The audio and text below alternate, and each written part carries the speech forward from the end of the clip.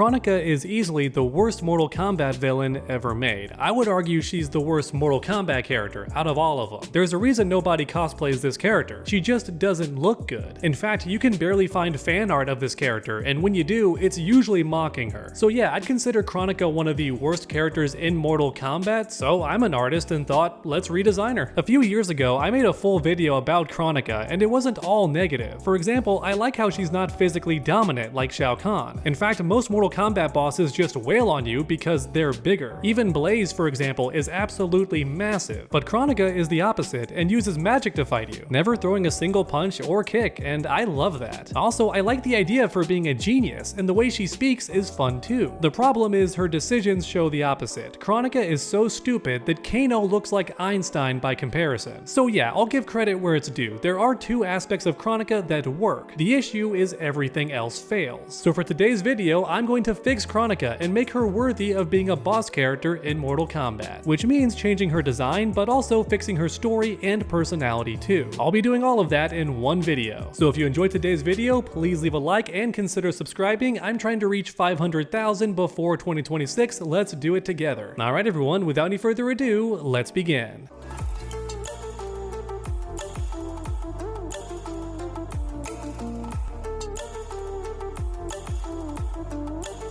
First off, we have Kronika's appearance. Why is she bald? This has always bugged me. Most people don't want to be bald, alright? They dread it, especially women, so why is Kronika bald? It's always bothered me. In fact, I'd bet that Kronika's baldness is one of the main reasons people don't cosplay her. So right away, I'm giving her hair, because both men and women love hair, with rare exceptions, like Kratos from God of War. Man, in hindsight, it's so weird how NetherRealm said, let's make the first female boss character, and then made her bald. Like seriously, that's some terrible foresight. And I think NetherRealm's at least partially aware of this because in Mortal Kombat 1, the top of her head is completely covered. But next up, let's talk clothing. I think Kronika's actual outfit is mostly cool. It's mostly white and black with gold trims and hints of blue. It's very cliche to be fair, but I think it looks pretty cool, especially since most Mortal Kombat villains use warm colors like reds and yellows, so Kronika's the opposite with lots of blue and white. However, I've got a big gripe with her legs being so covered. Half the time Kronika floats around like a jellyfish and you can't even see her legs, which is disappointing because her shoes are nice and her legs have this glassy texture that looks neat, and we barely get to see any of this as players, which really sucks. I say reveal the legs, reduce some parts of the costume to look less ridiculous like her pointy shoulder bits, add a bit more color, and then the design is almost perfect. I suppose now's a good time to mention the concept art for Mortal Kombat 11. Kronika looks far more complicated here and more machine-like, which I'm sure some fans might prefer, but I think it's better for her to look more organic since she has a child, right? She gave birth to Cetrion. Okay everyone, I took these design ideas along with some reference images and sent it over to my comic book artist, and this was the result. Gotta say, I'm very happy with how it turned out. The two of us went back and forth a little bit making changes here and there, but the end result is this, and I'm pretty happy with it. First off, this outfit is something people would actually want to wear and also showcases the best parts of Kronika's original design. For example, her glassy skin and bits of gold. Also, the crown is literal now because it just looks better that way. And of course, Kronika has hair, because people like hair. It's got a starry texture like one of the Titans in Shang Tsung's ending because that design always looked cool to me, and I wish Kronika looked more like this. So yeah, I made it happen. Let me know your thoughts in the comments down below. How do you feel about my Kronika redesign? I think it turned out really great, I'm not gonna lie. So next up is the story, and here's where I change a lot about Kronika. She still controls time, but she's no longer Cetrion's mother or a Titan, since all of that flies in the face of established Mortal Kombat lore. For anyone watching not aware, the Elder Gods have always existed. They were never born or created. Very similar to many gods in religion, they simply always were. And they lived alongside the one being, then ripped him apart and thus created the universe and life as we know it. That's right, all life in Mortal Kombat started with a fatality, which is very fitting. My version of Kronika was also born from this event and is basically time itself given form. Just like Cetrion is nature given form, right? They're sisters in my story, by the way. Cetrion is no longer Kronika's daughter. In fact, Garrus is her kid now, which I think makes more sense because his powers and abilities are very similar to hers already. Like mentioned earlier, Kronika can still control time, and the Hourglass is a tool that lets her observe the present and future. However, she rarely intervenes, which is basically why nobody knows about her existence until Mortal Kombat 11. Even Raiden has no clue that Kronika exists.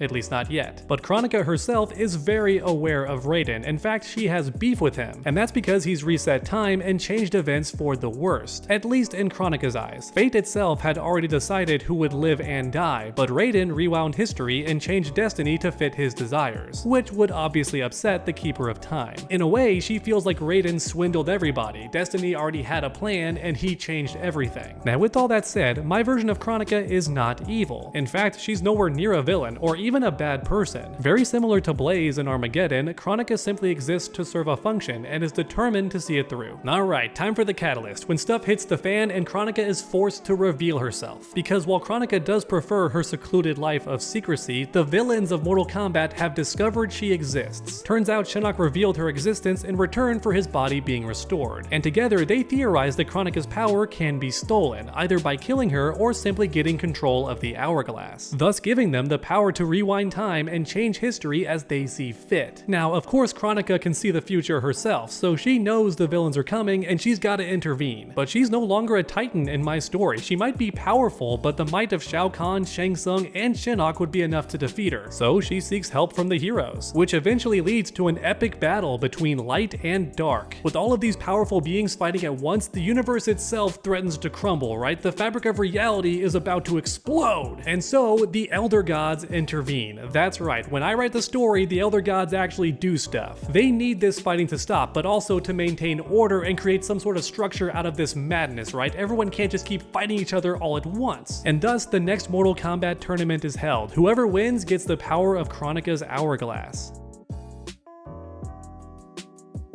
However, this tournament is not light versus dark. Instead, it's a tournament with no sides, meaning that villains will fight villains and heroes will fight heroes. And of course, the opposite would happen too. In other words, it's everyone versus everyone. All the revenants from Mortal Kombat X are turned into humans. Because let's be real, it's just more interesting. People don't like zombie Liu Kang, they want regular Liu Kang. Raiden gets turned mortal to compete, and so does Shinnok, along with Kronika herself. Oh yeah, that's right, she gets to fight too, possibly even having her own chapter in story mode. Because think about it, when's the last time a boss character got their own chapter in story mode? I feel like it's never happened before. Sure, in Aftermath you play as Shao Kahn, but remember, he's not the boss in Mortal Kombat 11, it's Kronika, and she never got a chapter. That would change if I was the writer. Kronika gets her own chapter because that's never happened before. Finally, a Mortal Kombat boss has their own playable chapter in story mode. And believe it or not, it's been a while since a Mortal Kombat story revolved around the tournament, so I'm happy to bring that back. But eventually, Kronika is matched against Raiden in the tournament, and that's Dark Raiden to be specific, since there are no time-merging shenanigans in my story. Like I mentioned earlier, Kronika has disliked Raiden ever since he reset time in his favor, and this makes her more aggressive in the fight than she normally would be. Plus, Raiden is not holding back either, since it's Dark Raiden we're talking about. He's gonna win no matter what, because if he fails, then Earthrealm is doomed, so both fighters are going their absolute hardest in this battle. And because the Elder Gods nerfed their powers a bit, reality is not gonna be destroyed, but still, it's an epic battle between two very powerful beings. And during this incredibly destructive battle, Kronika emerges victorious, and Raiden lies dead, which shocks everyone in the arena, including Kronika herself. She's never killed anyone before, and didn't even mean to kill Raiden either. Her power just got out of hand. And honestly, in her defense, Dark Raiden was trying to kill her too, because technically she brought this battle to his doorstep, right? The villains weren't gonna come to Earthrealm until she brought them there. Regardless, Raiden is dead now, and most of the heroes dislike Kronika as a result. Honestly, even the villains are terrified of her now too, since the heroes typically don't kill, but Kronika just did. And yeah, that's about all I have written for now, so let me know in the comments how you think this story should end. I'm really curious to hear your thoughts. My main goal was making Kronika powerful, but not invincible. The tournament makes her mortal, which makes her defeat more feasible. She also hasn't repeated history millions of times like in Mortal Kombat 11, so when she makes a mistake, it actually makes sense and feels believable. Unlike in Mortal Kombat 11, when you're like, wait, she's repeated history how many times and she's making all these mistakes? Yeah, my version of Kronika is way more fallible, but don't get it twisted, she's still a genius with the knowledge of all existence under her belt. However, she's not all-knowing. She can be outsmarted just like anyone else without it feeling dumb, like in Mortal Kombat 11. I'm sure many people watching will have issues with Raiden dying to Kronika, but honestly, that's the point. I think every good story needs a low point where the heroes feel helpless, and Raiden's death does exactly that. Plus, it's also Dark Raiden, don't forget, so the death death does feel more deserved. But like stated earlier, I don't want Kronika to be evil because that's overdone in Mortal Kombat. Kronika simply wishes to prevent her powers from falling into the wrong hands. History was bad enough when Raiden started changing things, so just imagine if someone else got in control, somebody way more evil. Oh yeah, I forgot about Garrus. Like mentioned earlier, I think it would be cool if he was her son, but imagine if he dies in the tournament, and that enrages Kronika. Maybe she transforms into a different type of character now. She is otherworldly and not human, so maybe getting really angry transforms her body into a different creature. That could be kinda cool, and maybe that's the boss version you fight in the arcade ladder. Similar to how Corrupted Shinnok is the final boss in Mortal Kombat X, but regular Shinnok is fully playable. I definitely like the idea of Kronika being playable, but her boss version is a bit different. Yeah, let me know your thoughts in the comments down below, and leave a like if you enjoyed today's video. I did my best to fix Mortal Kombat's worst character, in my opinion. So hopefully I did an okay job. Make sure to subscribe and ring that bell so you never miss any future videos. Alright everyone, come back next time, and as always, stay underdogs.